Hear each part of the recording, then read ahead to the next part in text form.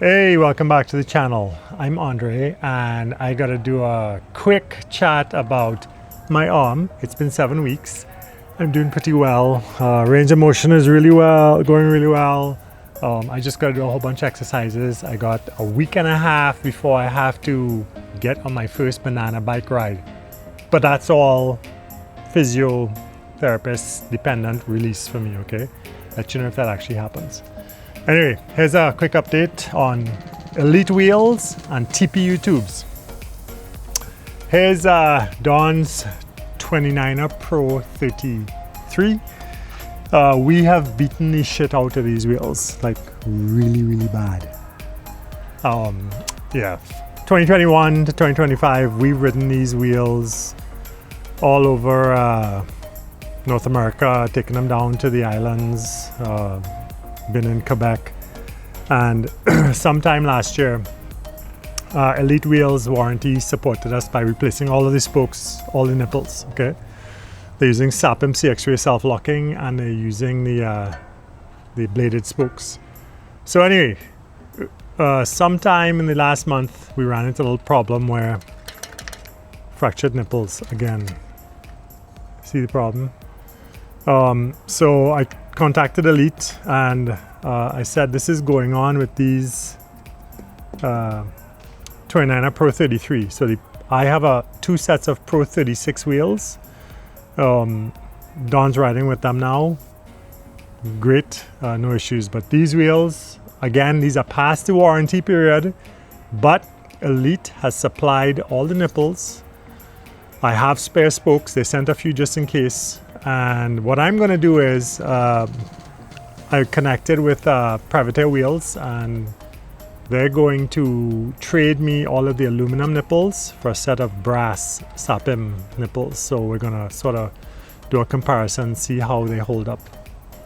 I have been told before that aluminum nipples tend to fracture like this here. Don't know why it's happening. Don't know why it's happening on Dawn's wheels. She's a much lighter rider than I am. Anyway, we'll see. I've been watching my 29er Pro 36 on her bike. See if the same thing starts happening. But anyway, that's amazing. Elite wheels, best price wheel on the market. Carbon wheel set. You can get anywhere from $50 off by using the affiliate code GhostRider at ghostridermtb.com. You gotta contact them with an email and say, hey, I want to use this affiliate email, and they will give you a $50 discount. You gotta wait a couple of days for that to happen. You can also find like direct discounts of codes, and you can stack them. So you can do both, just so you know. I don't think they work during sales, but typically during the year, that's how it works. These wheels are tough. We beat the crap out of them, like I said, and they just keep on going besides this little issue here. I think this may be attributed to salt. Because we rode in Florida, we may have hit some briny water, or just riding in early spring here when still a lot of salt on our roads. I don't know. Can't tell you what it is. The support is amazing. Yeah, they're kind of sleeping when we're awake, so an email can take a day plus to get responded to. But they stand behind their product, no two ways about it. The issues I had with my 60-tooth ratchet tests both failed, but Dawn is still riding with a 60-tooth ratchet in one of my back wheels for the last, I would say, 2 or 3 weeks now, and it keeps on going. So it works, I guess.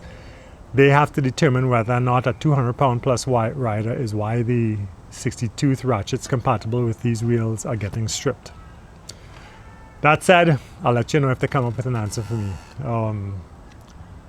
So yeah, I'm going to take these off, get them replaced by a bike shop, and we'll let you know how they work out. I'm doing it on all the Pro 33, both Pro 33 wheels. We're not going to do the Pro 36 because they don't seem to be experiencing this problem. So I stand behind Elite wheels. I think they're a great wheel set, great value for the money, great support, very effective, very strong. So, you know, You decide for yourself. I really have, I mean, it's an inconvenience, but I've broken spokes, DT Swiss, Mavic, and it's been more of a pain in the ass, and the wheels were down longer because of a broken spoke that we couldn't buy on high-end rims and wheel sets. I just don't get that.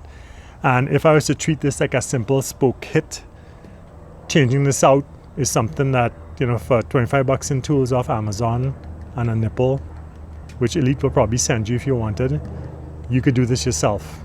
You just need to make sure you match your spoke tension, which is what you use a tension meter for. Pain in the ass to strip down your wheel, but what the hell, you do it, you get it over with, and you're riding again. You can survive with a spoke gone. By the way, I rode an entire trail system in Bentonville with one of my spokes taped to the other one, or zip tied to the other one. So yeah, it works. Next, let's move on to something a little more exciting here. Remember in winter I did a TPU tube test? Well, let me tell you, long-term review, not impressed. Sorry, I know some people like them, but I left the TPU tube sitting in my fat bike over summer, and I thought, okay, let's do a little end of summer, September fat bike spin up. Even though I can't ride, I could let one of the girls ride the bike and just make sure the brakes and everything are good. But I noticed my tires were a little soft, so I pumped them up. I've got a original rubber tube in the back from 2021, and I have a TPU tube left in the front after the TPU tube in the back died. Some 10, 15 micro holes in it. This is really going to be the last report on these TPU tubes. And good and the bad. They fit, they work, they loved winter. Pauline's got one in her back wheel. I got them both in mine. And we've been having these freeze-thaw cycles. Freeze-thaw! No, still cold. Freeze-thaw cycles. So we've been pushing them up to 10 psi, bringing them back down to 3 or 4, maybe 4 or 5 psi to deal with the ice. And I have some good news. They've handled it all. Here's the bad news. My back tire is going soft. I haven't pulled it yet, but in the last 2 days it's been so soft that coming out this afternoon, the rim was almost on the ground. So I pumped up the tires to about 10 psi and I left them sitting there. I come back a week later and this is my front wheel and the TPU tube dead. So I don't know what's caused this, but I am going to be kicking this to the curb. I don't think TPU is for us in Canada. I don't know if this is just a one-off problem, because I've had issues with TPU tubes. I got one set of TPU tubes early last year, and I got another set that was sent to me to test. 2 different production runs, obviously.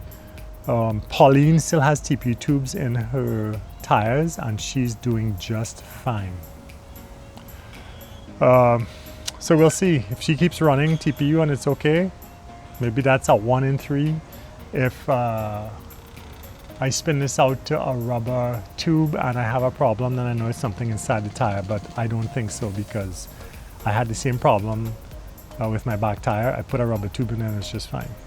So yeah, don't know what to say.